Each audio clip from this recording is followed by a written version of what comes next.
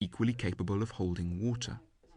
Strange as it may sound to modern ears, and even though he lived in the very cradle of democracy, Socrates had the gravest reservations about democracy, because he refused to accept that just because the majority supported an opinion, that made it right.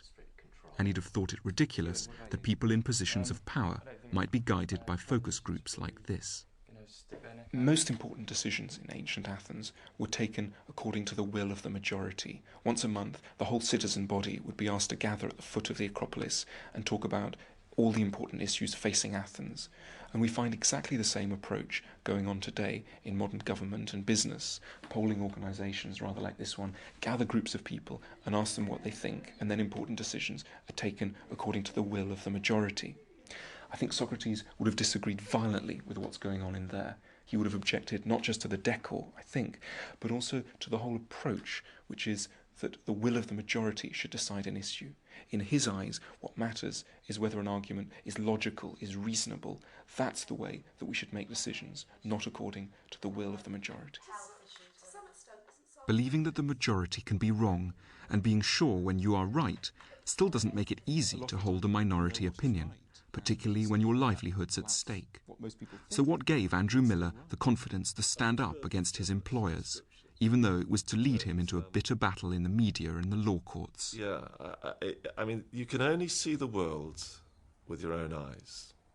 You can try to understand what other people are thinking, and sometimes you can. You know, there are definitely times when someone has some strong views that are quite different from yours, that you respect. You see the basis for them. But that's different from being wrong.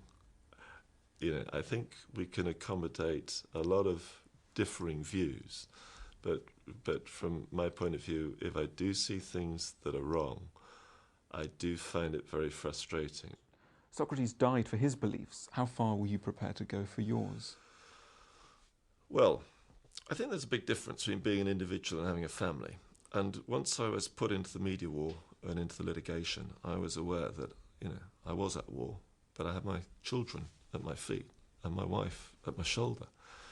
And I really had no choice. And I started to realise that the only way out was forwards. And so, you know, we had to sort of fight our way out together. Litigation, it could have destroyed me. It was never going to kill me, but it could have destroyed me. And it wasn't a question of being prepared to go that far. That's just how far it finished up going.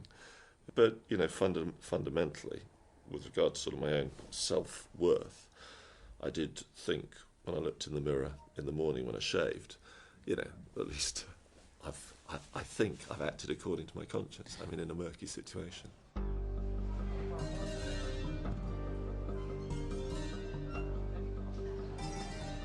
Andrew feels that he's been vindicated by the out-of-court settlement he received from his employers. Socrates was not so fortunate.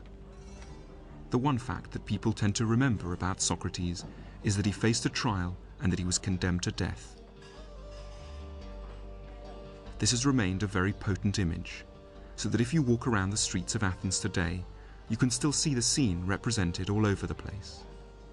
And that's because it has become an immensely powerful symbol of someone standing up courageously and intelligently against the will of the majority.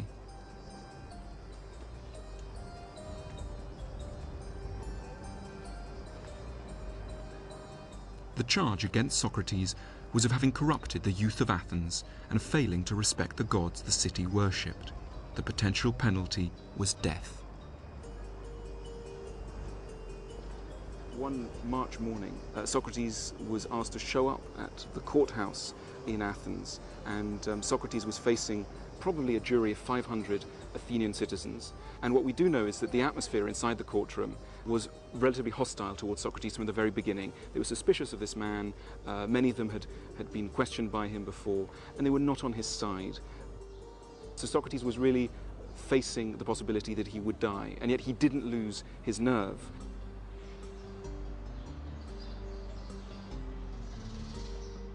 And Socrates said, if I was allowed more time to make my case to you, dear Athenians, I'm sure I could convince you of the justice of my cause, but I can't. And he accepted this very fatalistically. when the final vote came to be taken, the majority of the jury decided that he was guilty and that he should be sent to death. Socrates was led off from the courtroom to the prison just a few yards away. His wife, Xanthippe, came to visit him, but she broke down so hysterically that she had to be led away. Many of his friends were also in tears. Even the prison warder, who had seen many go to their deaths, offered his apologies and said that of all the people who had ever come through the jail, Socrates was the noblest, the most generous, and the wisest. And a few moments later, the executioner came through the door with a cup of hemlock. Socrates was given the cup and asked to drink. And after a few moments, his legs began to feel heavy.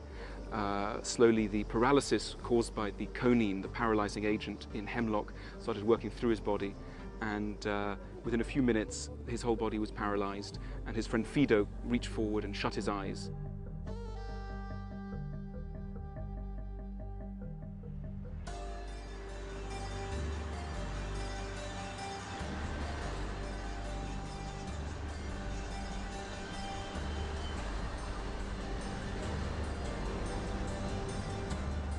In Athens today, there's very little of the glory that was ancient Greece and that has inspired the world ever since. And yet, the ideas of Socrates live on. He was once asked where he came from, and he replied, not from Athens, but from the world.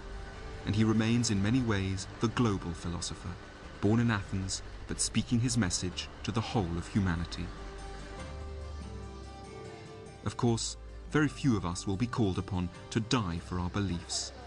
But Socrates makes us see that we all have the capacity, and indeed the duty, to stop following opinions passively, and instead to develop beliefs we can truly have confidence in. Though we're often reluctant to see it, all of us can make the transition from being a sheep to being a thinking person, that is, a philosopher.